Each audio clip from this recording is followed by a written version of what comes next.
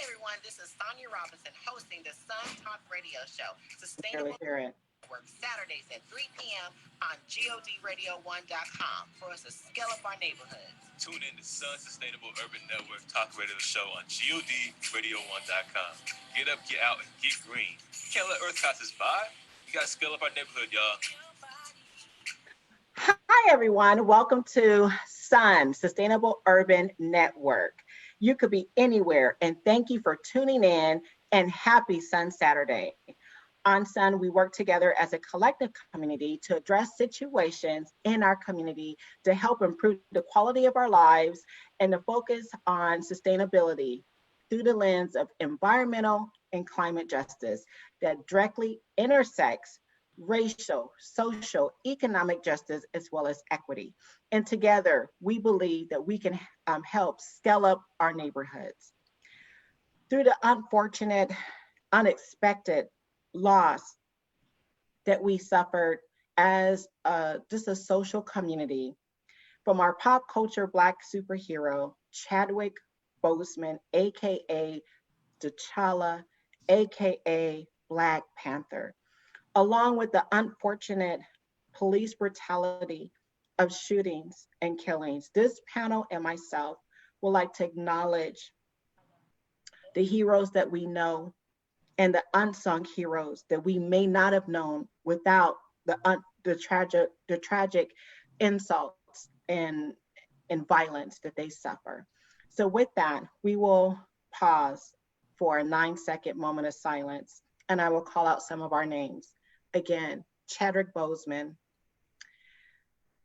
Breonna Taylor, Rashad Brooks, Jacob Blake, Robert Fuller, Trayvon Martin, George Floyd, Tyrone West, Eric Gardner, Ahmaud Arbery, Sandra Bland. Moment of silence, please.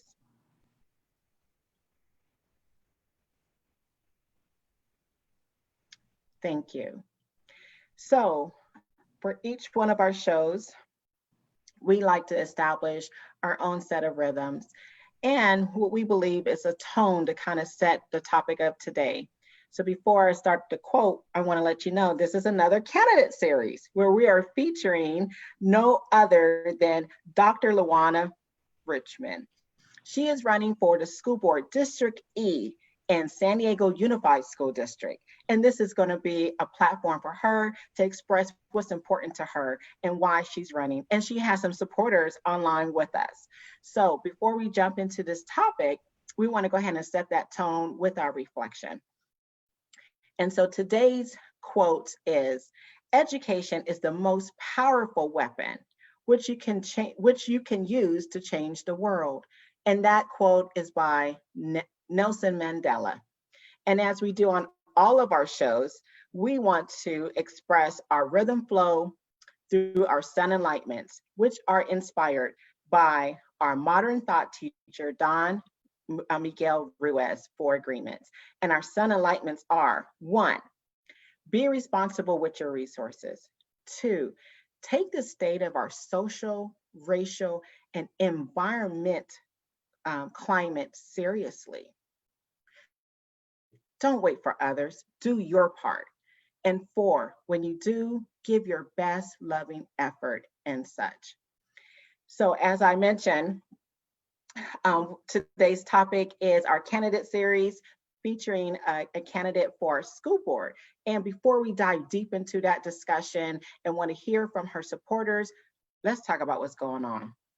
Now, everyone knows our hearts are heavy by that just unexpected loss of our Black superhero,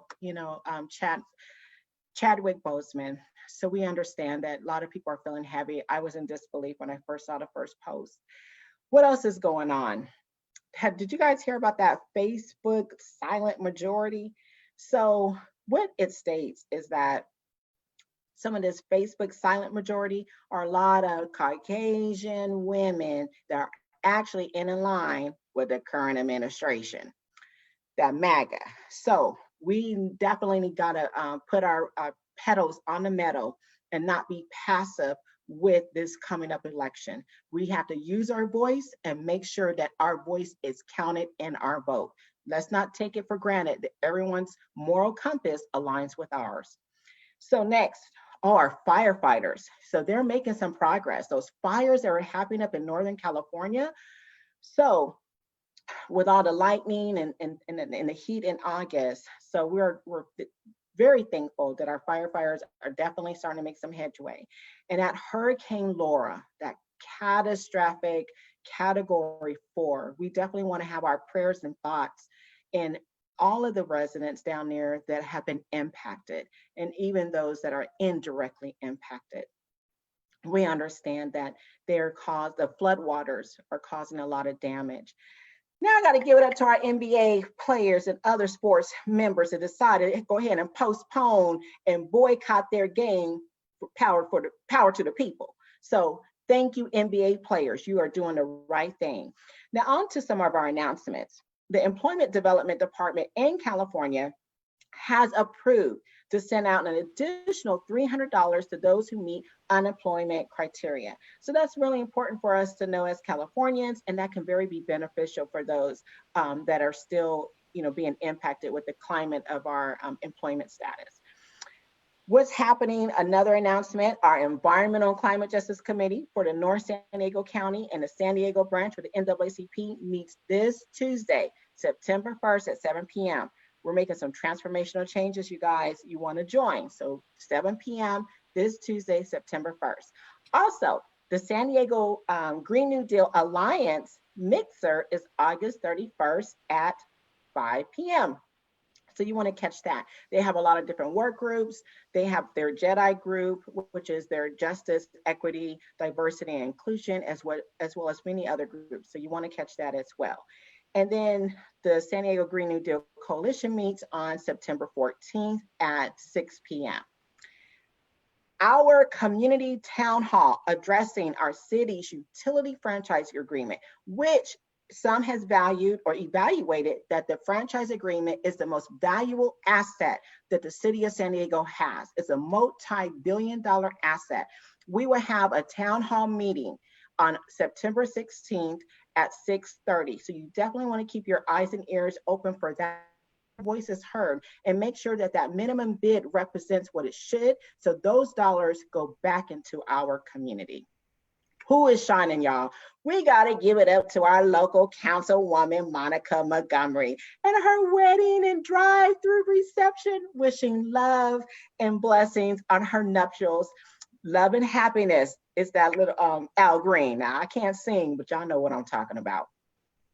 Also, onto our local shine is our Public Power San Diego Coalition press conference last Friday. We had 10 news channel print media, and we also landed on front of San Diego Union Tribune Sunday business section. So if you picked up Sunday's paper in the business section, there we were. Public Power has been evaluated by independent consultant that would be the best for San Diegans, less rates. So you guys keep your eyes open, and if you're on board to make that transformational change, jump on board our bandwagon and let's take this thing all the way to a win. National news. Did you guys hear about King County plans to cut emissions? King County is within the Seattle, Washington area. In half by 2030. That's only in 10 years. So they're working really strong for their climate and environmental fight. So we want to give them their Sunshine Award props on that. And another local shine is San Diego Unified expands their food relief program, which is excellent because the federal is slashing. So good that San Diego Unified is stepping up and expanding their food relief during this time. Another acknowledgement, and that is we must acknowledge the survivors of the 15th anniversary of those that have been impacted in the survivors of Hurricane Katrina from those man-made levees and flood walls that failed our community. So this is the 15th year, and just know you guys are still in our prayers, and we hope that you have rebounds, are resilient in redeveloping your lives. Now, those that are walking to our annual what is it, the 57th anniversary of Martin Luther King's I Have a Dream speech, you guys get our shine. There are some that walk over 750 miles. Now on to the fossil shade. The fossil shade definitely goes to Kyle Rittenhouse, and that is the young man in Kenosha who killed Joseph Rosenbaum, Anthony Hubbard, and others. And he's been charged with first-degree reckless homicide. The other fossil shade goes to the officers in Kenosha's mayor, John Anterman, who said he wouldn't support the activists for the removal that should take place based on the senseless shootings. So now that we've covered what's happened on locally and nationally, let's get on to our topic, everyone. So today's topic is our candidate series, the school, San Diego's Unified School District Board, District E. And so we're going to have our theme song and jump right into our discussion, and I will introduce our panel.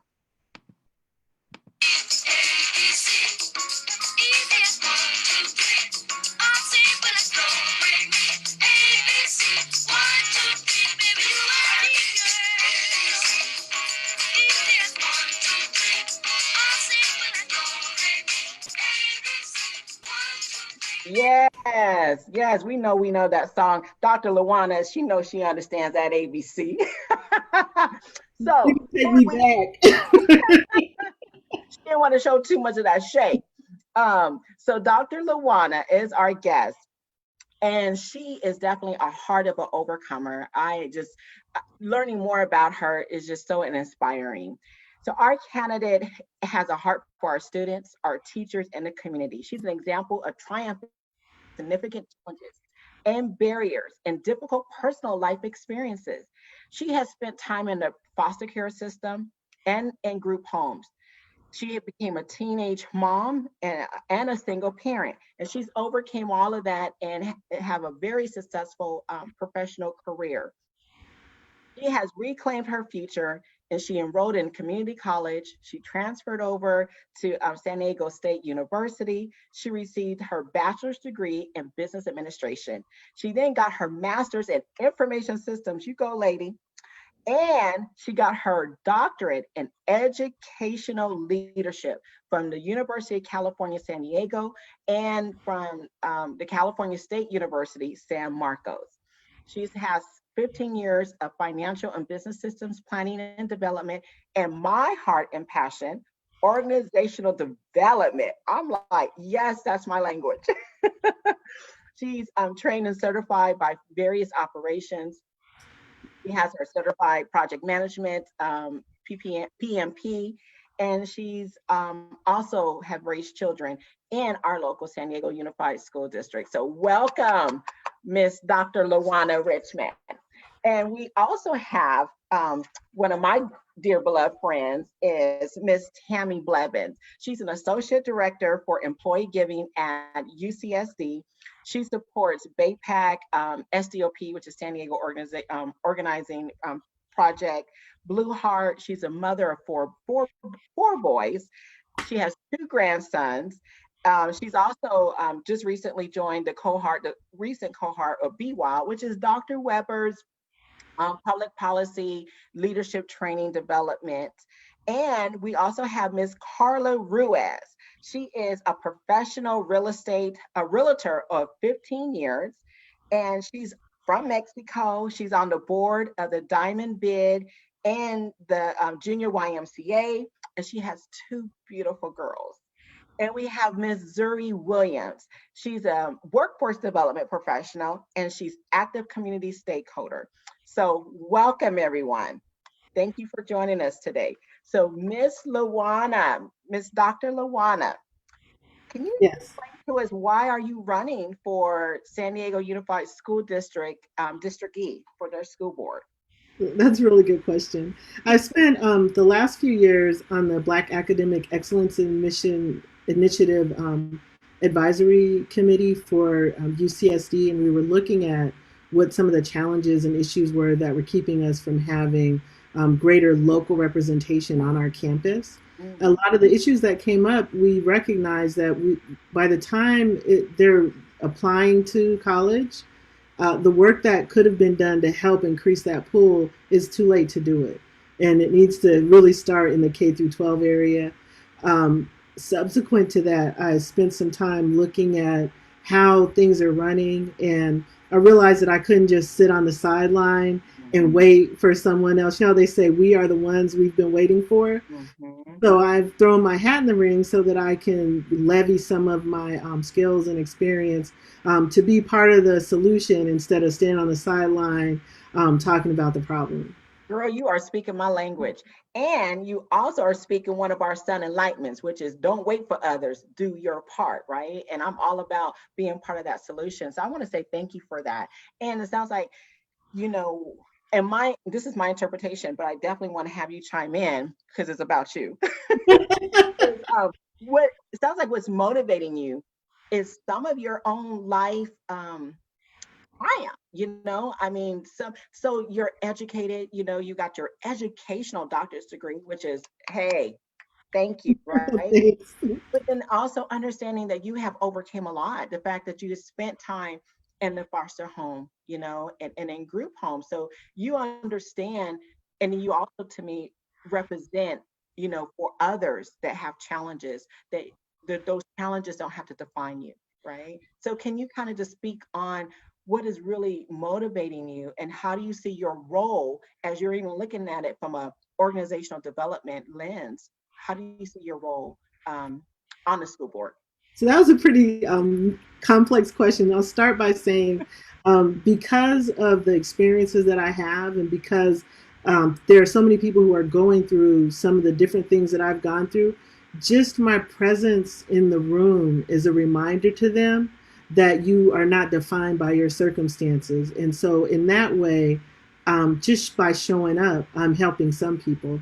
But my skills, particularly my passion for organizational development, it's really about helping organizations be set up to be the most effective and successful that they can be. Currently, I've been using a method called Shingo Lean. I don't want to get too technical because people get bored when I start going into all my process engineering stuff, but people are familiar. That's my language though, sis. So I'm with me. So it intrigues me. So Lean Six Sigma is about reducing or eliminating waste and increasing productivity. Right. And some of that Lean Six Sigma also. Yeah. Yes. Yeah. And so Lean Six Sigma typically focuses on one problem, and you basically say, okay, we're going to stop what we're doing, and then we're going to use these tools to try to solve the problem. And I think it's a good set of tools. Now, Shingo Lean takes a more cultural approach, where instead of having excellence and efficiency and doing your best be something that you have to stop to do, it creates a culture where everyone is engaged and empowered in being able to create solutions. Like one of the main philosophies in terms of how it's driven is that the people who are actually doing the work know the most about how to improve the work. So translate that to education systems. What that means is teachers in classrooms have the greatest level of insight about what is needed to improve the learning experience for their students. I love that. Thank you for sharing. So I want to hear from some of your panel too. So Zuri, can you just share why you are supporting Dr. Lawana of Richmond and why you think she is the best representation on our school board for your needs and for our community? I'll be very honest. I became interested in the school board because of an experience I had with my own student in the San Diego Unified School District. But my daughter since graduated, and I've remained interested because of the problems that I saw. Dr. Lawana is the only person that I've seen address, even in conversation or in thought or in theory, some of the very significant underlying and overlying issues that we have and that our students have that stem throughout the community. I also believe that if we don't take care of our students, what are we talking about for our future? Like, even if people don't have children, they should really care about what's going on in the school district. These kids are going to be your neighbors. So everything that she says makes perfect sense. And I believe her when she speaks. Right. I think I feel her heart, and that matters to me a lot. especially considering the experiences I had, which were kind of devastating as far as the way the system is set up. Thank you for sharing. So I'm going to ask Dr. Lawana a question, and then I'm going to bounce back over to you, Tammy. So what's the general state? What would you say the general state of the San Diego Unified School District public school system? And if you could tell us like what's working and what are the areas that probably need a lot of improvement? So there's, it's kind of a tiered thing because before the pandemic, there were already some problems. There were financial budget problems. There were social justice issues. There were issues in terms of IEPs either not being developed or not being fully met. There were some problems with parent and community engagement. There were some opportunities that existed before we got here. There are a lot of people who talk about how the pandemic highlighted issues that already existed. So a lot of the inequities and challenges that were already there, the pandemic has only brought them to the light or made them worse. It's like a magnifying glass, right? Yes. Magnify what was already not working. Yes. And so in terms of, so I started there because, let's get the fact that there were some problems out of the way. If everything was going great, I wouldn't even be running because I was not looking for another thing to do. I promise you that. But let's talk about the good things. We have within San Diego Unified teachers and parents and students and administrators who are passionate about education and care. And when I say students, I know it sounds funny when you say students in K through 12 are passionate about education, but we have kids that are literally doing everything they can to access every possible opportunity to prepare them for their future. And I feel like as adults, part of our responsibility is to make sure that those opportunities are available to them and that they have all the tools and resources and connections that they need so that when it's time for them to start adulting, they're well prepared for that. I love that term because I know I was using that a lot when my son was in high school. Look at Tammy shaking her head because she knows we were talking about adulting a lot. So and I appreciate you sharing that because I know some of your passion is also, as well as priorities, is making sure that you have those solutions that include, like you said, the students, the parents, and the community. So Tammy, I want to hear from you because like I have a son, girl, you got four sons, right? So you have, I have a son that graduated from, San Diego Unified School District, and you're correct. My son did make sure that he benefits from a lot of the programs. And he was passionate about going to school every day and getting his education. As a parent, you have sons. So as a parent, you still have a young one in our school system, and as a community advocate, as you work in academia. So can you kind of share with us, from your perspective of why Dr. Lawana Richmond is your choice for our school board? Absolutely. So first and foremost, Lawana and I go a long way back, and we've basically grown up together. So we met. I didn't even have children when we met, and I, ooh, boy. So I know Lawana. I know how much she cares about our community, about children, about the youth, about the school system. She is somebody who is a lifelong learner. Like, so every time it would be like, okay, Lawana, what you doing now? Oh, I'm going from a master's. Oh, I'm going from a PhD. Oh, I'm getting this. I'm getting that. So she is constantly putting herself in the circle of educating herself. So she doesn't think that she knows it all and she has all of the answers, but she's also one of those people that talks and she's part of the community. It's one thing to have somebody who, you know, is an educator and knows the system, but if you're not part of the community, you can't really understand our needs. You don't feel our needs. I'm an empath, so a lot of what I do goes on, you know, that gut feeling.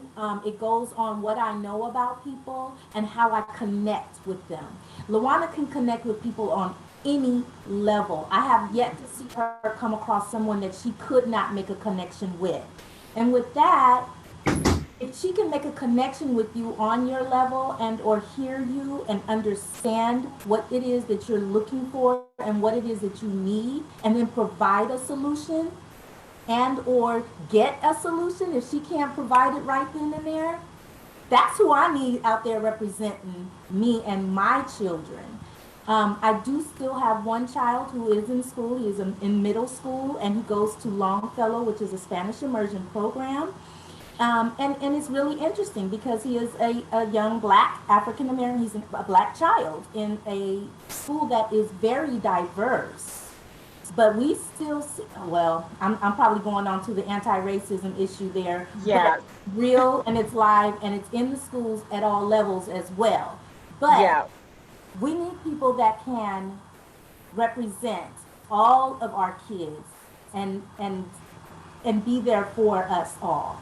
Yeah. And I Thank feel you like for sharing. Lawana is that woman. Thank you for sharing, Tammy. So, Karla, can you also share your passion for this campaign and your passion for this particular candidate? Why you think that she is the best representative for this case? Definitely. I am very excited to be here and to be a supportive.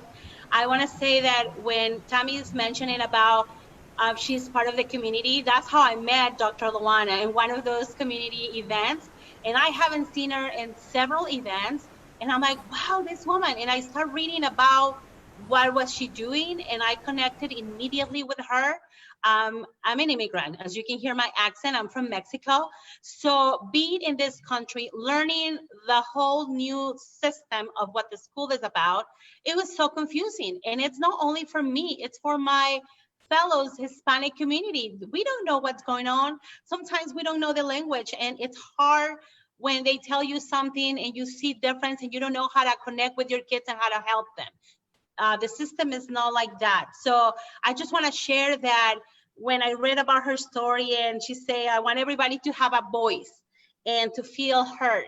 My 3-year-old, for as sad as it sounds, she got abused by a teacher. She got hit in Head Start by a teacher. So I was like in shock to, what do I do?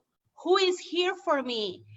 You know, the immediate reaction when I tell my friends, like, you should go and, you know, hit the teacher and sue the school. And I'm like, no, wait, you need to, there's different ways to do it, right? So, but I really didn't have the support of the school or the CEO of the school until later. It took a few weeks after.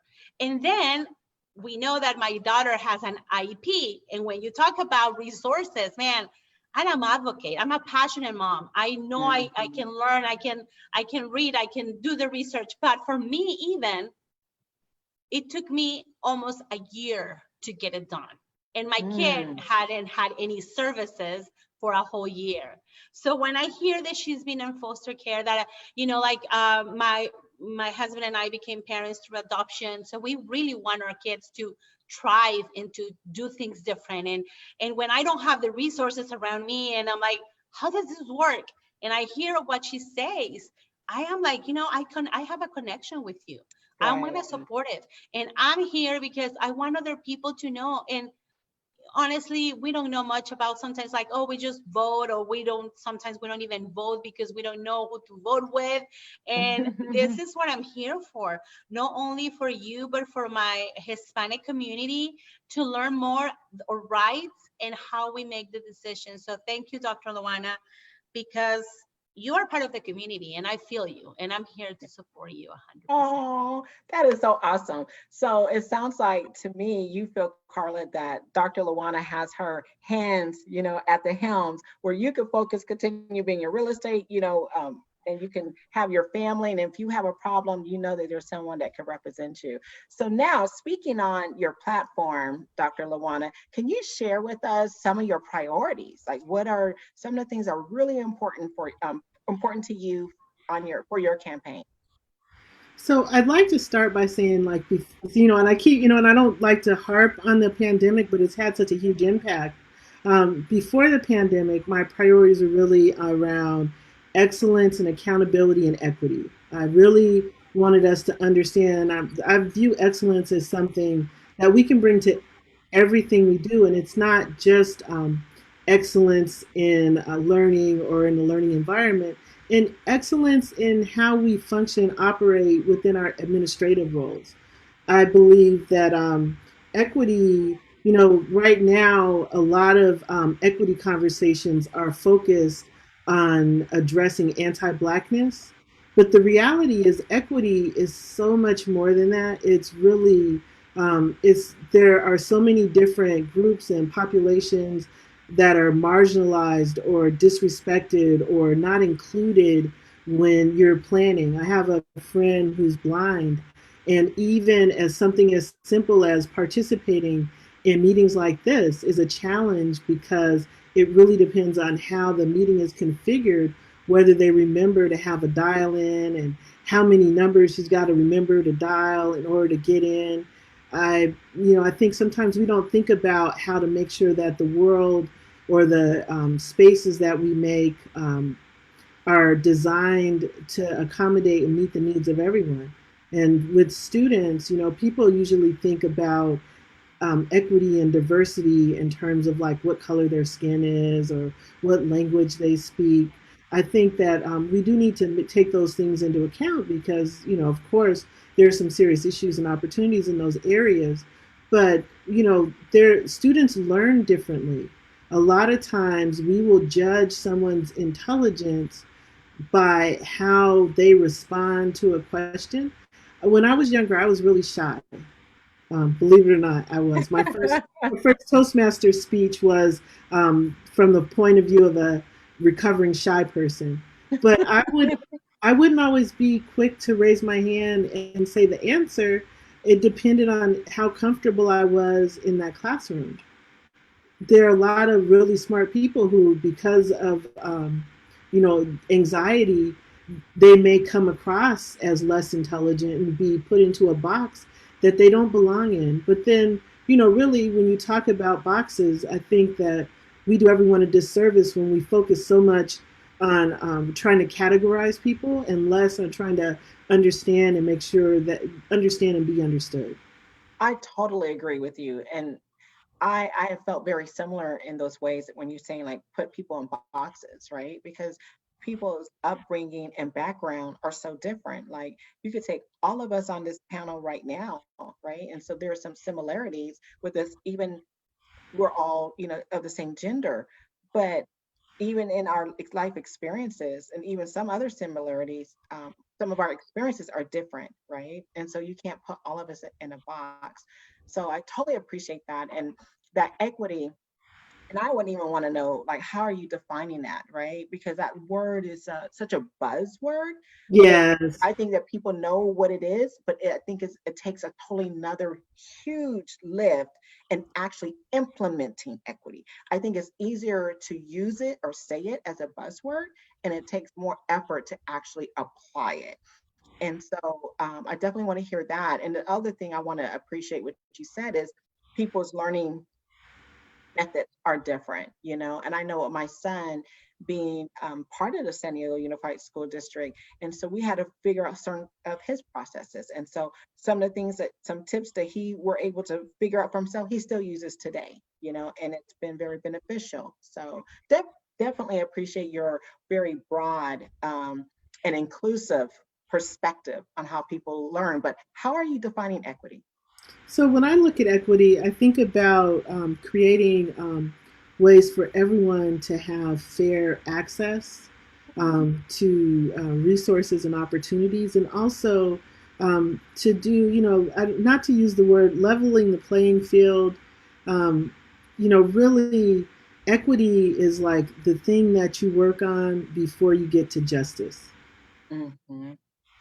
Well, I think would you say, and I want to hear from others too, but would you say that equity can actually help infuse justice? It can move us in the direction of justice. And the reason I say that is similar to how multicultural and ethnic studies are a step towards having an inclusive curriculum. The reality is, as long as it's something that you have to stop and do, it says that you have an environment that is not essentially just by its nature. If I have to do something extra in order to make sure that you can reach the faucet, then I probably didn't place it in the right place when I was designing the building. Good point. Yeah. So I think that, so it's about the way things are designed in innate. So did anybody else want to chime in on this topic of equity? Karla, Tammy, Zuri? Well, we'll go ahead and move on to the... It's a tough one. Did you want to say something, Tammy? I just look at it, when my kids were in school, and I know that, teachers have to teach, and they have a lot of students in their classrooms, and I believe that's going to change, now with COVID-19 and that sort of thing. But I still think that, we have to be really careful on how our children are being instructed, because they expect them to be like these little cookie cutters. And to do everything the way that the teacher visualizes and expects to be done, but our kids, have a different energy. They talk with their hands, they have, especially boys, have high levels of energy. And so to discipline a child by sitting them down, during recess, and then expect for them to come back into the classroom and sit and learn, to me, those things, teachers have to learn how to adapt and to treat the kids based on how they are. And I just really hope to see, some of that kind of empathy coming more into the classroom, which to me also translates to equity. Because we're not doing something the same way for everyone, expecting the same results from all of the kids. So you mentioned empathy, and empathy is definitely, like I would say, a required trait, with learning and development. So, and since we've been talking, I think you also brought up COVID-19. This is a great segue for my next question. So, Dr. Lawana, so with 2020, as it brought a lot of significant to the surface, we talked about before as a magnifying, right, through COVID-19. And during this pandemic, how do you plan to work through the challenges that COVID-19 has presented ourselves in the school district? What are some of your visions for this? Well, that's a big one too. I think part of it is, so today I'm wearing Black Heroes Matters. I have one of my other favorite T-shirts says, "Science is not a liberal conspiracy." I love it. So I believe we trust scientists and we work. It's my understanding that the district has assembled a panel of experts from UCSD Health Systems.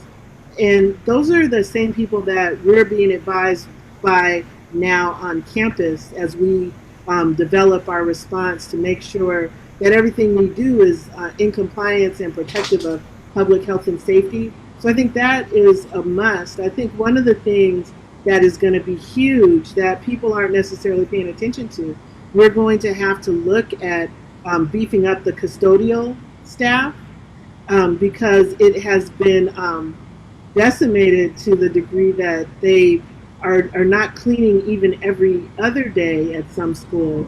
And if we're looking at maintaining the level of sanitation that's needed, that's something that would need to change. Of course, the other part is de-densifying, making sure that we have a lower level, a lower density in terms of the number of people in a space. To promote social distancing. But even when we get to a space when we are beyond the medical sanitation requirements and protocols, the budget impacts and the learning loss that has resulted from the pandemic, it will need to be addressed. I've heard people talk about how we want to make sure that we focus on the students with the greatest need first. And I agree that we absolutely want to make sure we take care of those students.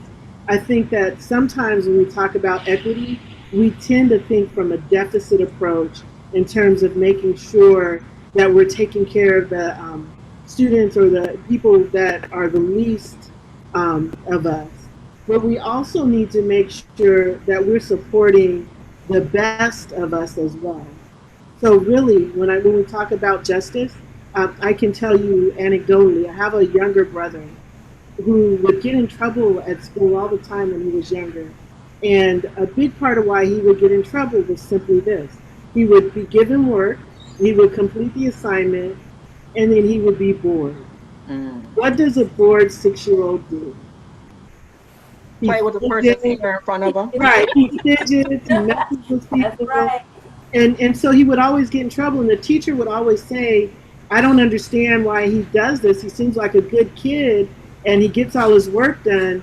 And they never made the connection that, like, well, maybe you need to give him more work or more challenging work or something to do other than just sit on his hands when he's only 6 years old. Right. Now, that was, decades ago, so I'm sure that education has evolved where that is not an issue. Not necessarily, and that was my point earlier. So all I'm saying is we need to think about all of these things. I think there are a lot of people who are worried and afraid because the pandemic has caused so many things to stop or so many things to change. And my personal fear is that we miss the opportunity in this moment. So it is right. And so that's why I'm like, from your background, from your professional background, from your academia background, I'm just personally thinking that your wheels have been spinning, right? From an organizational, because like you said, it is right for those transformational changes that could benefit the greater masses of people or those that have been more neglected. I want to, really highlight that. And so from an organizational change development perspective, right, you have those transactional changes. This isn't a transaction. You have an operational change that will fall a little bit under that too.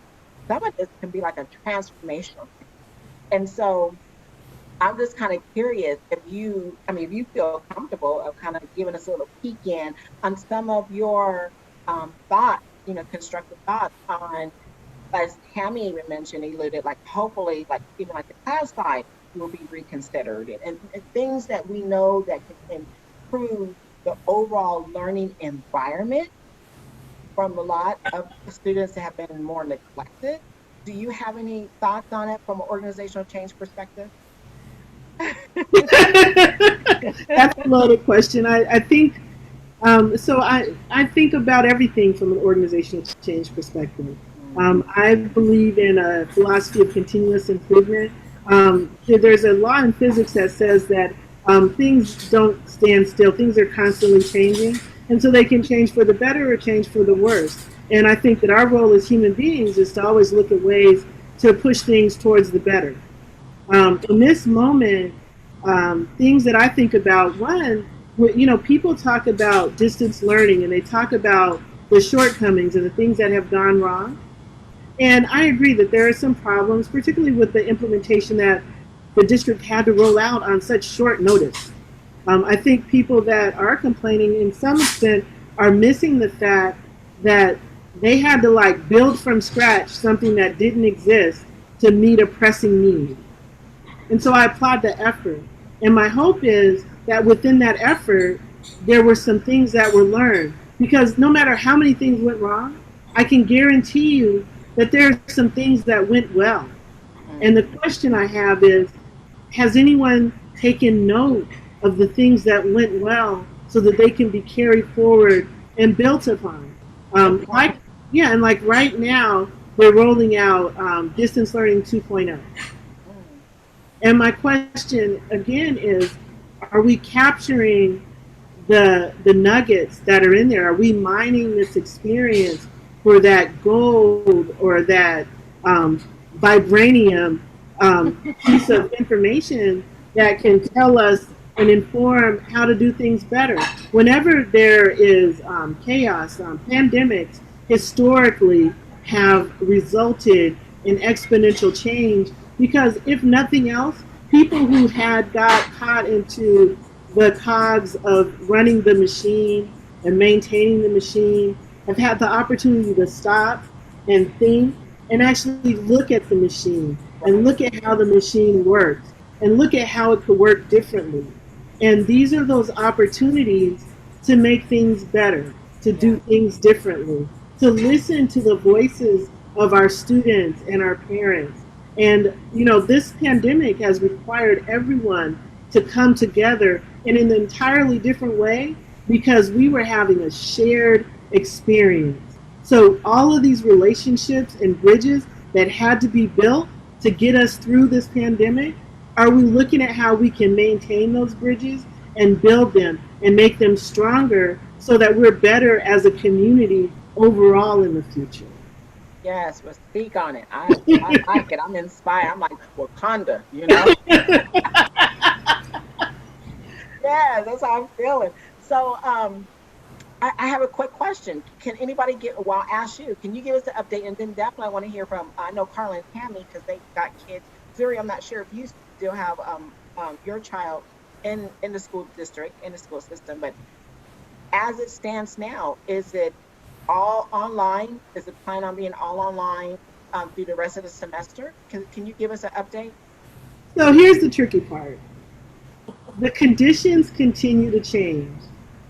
A couple of weeks ago, it was pretty set that it was going to be all online because we were on a watch list and the conditions said there was no way we could meet in person. Now, our county has been taken off of a watch list and they're starting to open things up.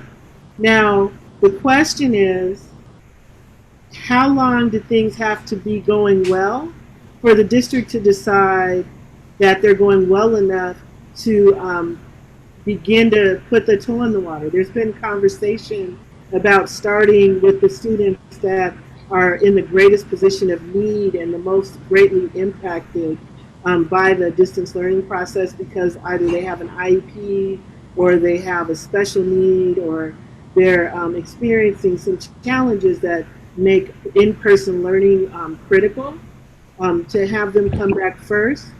I think the key is to whatever is going to happen next to have it be done responsibly. And my hope is that we are thoughtful about the long-term impact. My personal opinion is that it would be better to stay online until we know we're going to be back for an extended period of time than to come back in person because everyone said it's safe and then find out, oh, wait, there's still sharks in the water.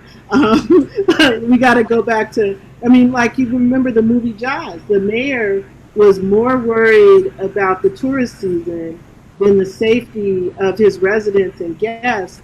And so he was telling people it was safe to get back in the water, and we all know what happened there. Right. Girl, I'm impressed that you remember that whole storyline. I just remember dun, dun, dun, dun. So, yeah, so, you know, I don't know if I mentioned it. I teach Afrofuturism and I'm a futurist. And so a lot of our ideas and behaviors can be informed by pop culture. A lot of the writers, I look at, I sponsored a Octavia Butler book club this summer because Parable of the Sower, one of her earlier novels actually, if you read it, it is so parallel to what's happening in our society. In this book that was written in the early 90s, there was a man who was running for president because he wanted to make America great again. I mean, literally. Wow. Literally. Just silent. Yeah. So I encourage you, food showed up. I encourage you to read that book. And then she has another one, Parable. What's the name of that book again? Parable of the Sower. Parable of the Soul or the Sword? Sower, like a person who sows seeds, SOWER. But, you know, so I say all that to say that there's a lot to be learned from science fiction literature and culture. But we can make it through this. We're resilient. And I think that, you know, adults are suffering far more than children are. A lot of the people that are like, you know, we got to get the kids back in school. I can't say that it's necessarily because the kids are suffering. children are far more resilient than we are. Yeah. And it's And oh, go ahead. Oh, I was going to say the way that we are responding and the way that we are experiencing things, we telegraph these emotions to kids. So if we are good sports about it and we encourage kids to make the best of what we are doing right now, they're more likely to get the best experience and get better results. If we as adults say, "Oh, this sucks, this is terrible, I can't believe they're making you do this," then we're telegraphing to kids that we don't expect it to work anyway, and they're less likely to be engaged and want it to work. At the same time, we have to remember that we have some real problems. We have homeless students who we can give them a device, but if they don't have a wall to plug it into, how are they supposed to power this device? If they don't have access to Wi-Fi, how are they supposed to log in? So we have to make sure we're meeting those needs. But the question is, what do we prioritize from a time standpoint, from a safety standpoint, but then also, how do we engage with parents in a way that they feel okay? Because some of the parents who are stressed out and receiving it negatively, the biggest thing is they don't feel confident in their ability to support their child, and so they're afraid, and their fear is impacting their experience. So what ways can we support them?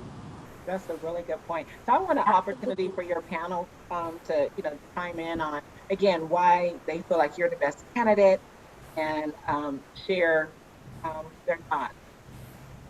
well, I wanted to share because I actually had a conversation with my son and his friend, a couple of his friends earlier, and asked them. We were talking about going back to school, and my son and they were all like wanting to go back, and for social. My son is 12, and so he's like for social purposes. He wants to go back, but I also know as a parent and knowing my son that in school instruction is good for him. It's good for him to help him to stay on track and that sort of thing. So, from us being all at home, there's a couple of things. One, I'm working full time, and as that same as Dr. Lawana, we're both up at UC San Diego. So our workloads are very demanding. And it's hard to, have to stop and, check and make sure my son is online and he's paying attention and he's doing the things that he needs to do. Can I do it? Absolutely. Will I do it? Absolutely. But it does make it harder. Also, there's the whole Wi-Fi issue. I am a parent where thankfully, I do have access to internet and so forth, but it is expensive.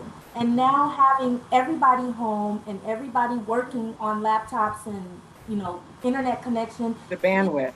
the bandwidth is just bad, and some days I'm at work and I'm stressing because I keep going offline, on and offline the whole day. So those are kinds of things that, I'm hoping that we can address. I know the San Diego School District is doing hotspots and that sort of thing, but it's a process to go through to get the hotspot. I have yet to accomplish that. I don't know, what can be done about those kinds of things. But I also want to share as a parent, I'm not negative about them going back, but I am very cautious. I Makes don't sense. want my children Right. or my child to be treated as a guinea pig. I don't want them out there and then getting sick and then, having to come back home. These are real concerns. Thank you for sharing, Tammy. These are real concerns. Like you mentioned, the infrastructure aspect, and you do have a student who can provide, but you also have college age students too. So there's a lot that is put on, our family structure. So I appreciate you doing that. Karla and Zuri, do you want to share some of your last thoughts on why you want to support this fantastic candidate? Of course. I just want to mention to what Tammy was saying. My daughter, my 10-year-old, she's starting a new school this year. She's a fifth grader now. And one of the challenges that I face on the other school, there was a charter school, but still like the support, like I know we have to be conscious, but also for her, it's one of the students like, it's hard for her to concentrate like in the computer a lot. And as a mom, yes, definitely, I'm gonna give her the support. I'm here to support her, but sometimes I just feel like that extra touch from the teacher will be ideal, right? Because as a parents, we're doing our part. I'm working full time, and then it got kind of like, just want to mention that to you, because it's like one of the things that I want to set the tone. I tell the teacher, hey, my daughter needs summer camp, because she really is behind. She's in a Barrio Logan College Institute. I don't know if you know what that is, but she's getting help to go to college. This kid is very smart, but just like your kid, when she finished the job, she starts talking to people, and because she's very smart, right? So I tell the teacher, hey, give me some support on the vacation time. And they're like, no, she's not coming back. She's not a student anymore. We cannot give you any support. And I'm like, what? I reach out to the principal immediately. Until today, she hasn't called me back. The teacher says straight out, she's not coming back to the school. Like, we're not giving her support. So those are the type of things that bother me, because as a teacher, I feel you have to have that profession and that passion, to help your students. And when I hear, again, what am I supporting Lawana? No, because I want her to save the world, but I think that one of the things that she's telling her, she's giving us, it's that confidence that things can be a bit different, like not every kid is going to be treated the same, because they're all different. And culturally speaking as well, right? That's another thing. So I think we have to be very open and very minded. And there's a lot of parents that really want their kids to succeed. Like me, I can tell that I consider myself that I'm involved. I'm that mom that it's always in the field trips and participating. And they're like, oh, this Karla's coming again. But I'm sorry, that's the way I'm gonna be, because I want to know exactly what it is, what's happening with my child. But that's why, again, I'm supportive, Miss Dr. Lawana Richmond, because I feel like I know that she has that new estrogen, she's fresh. She has these new ideas, and that's what we need. We need somebody that thinks outside the box and help us. Not only one community, not only one section, but everybody, that's what you say. I'm really inspiring, Miss Doctor, because Karla, you got me ready to vote. Like, right, ready to vote up. Exactly. Yeah, you're like, I want everybody to be heard, and I think, and I trust in you. I trust in that from you. So that's. Thank you, Karla. And the good thing about. Oh, I'm sorry. Go ahead. I'm sorry, Zuri. Please, you go first, please. Go ahead. I was just going to say, and the good thing, just to tag on to that about voting, is with the election coming up on November 3rd, it is citywide. You do not have to be in District E or the 4th District to vote for Dr. Lawana Richmond. So say it again, Tammy. That's a good point. Dr. Lawana Richmond, this vote is citywide. You do not have the restrictions of being in District E to vote for her. Please look for her name. Please vote for her. Go, girl. Yes. I'm ready. Okay, Zuri, do you want to share any thoughts? All I can say is I co-sign everything that everybody has said. Dr. Lawana gives me hope.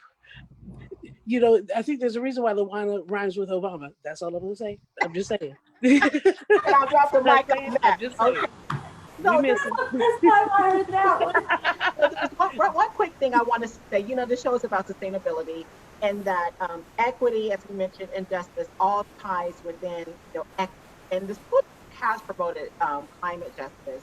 And one of the things I want to, ask you is this something that you would also help encourage, when we're looking at environmental and climate justice efforts in San Diego and getting your support on those efforts? So there's a few things. One, I was really hoping we would ask this question.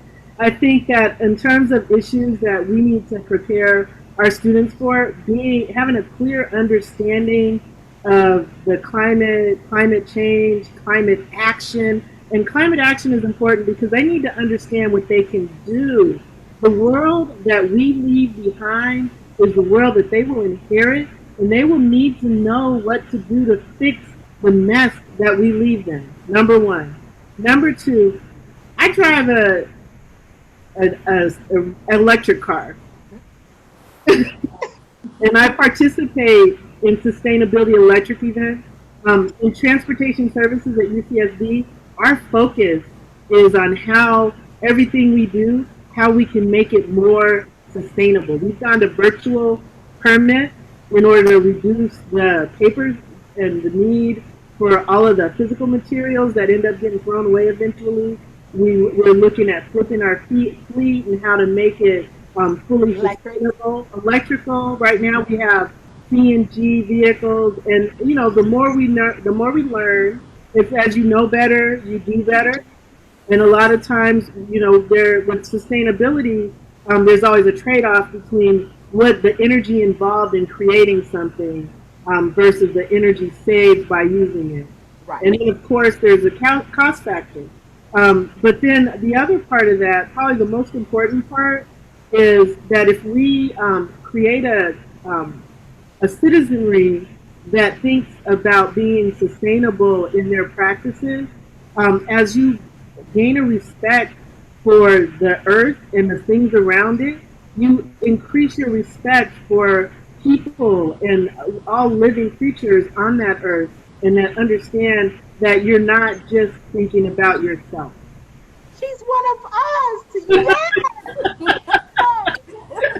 Parents are my teachers, my climate Avengers. Vote for Dr. Lawana Richmond. She's one of us. Thank you so much, everyone. And this is our show for today. We want to make sure that you get out the vote. And thank you for joining Sun Sustainable Urban Network. Thank you for having me. Thank You so much. Vote for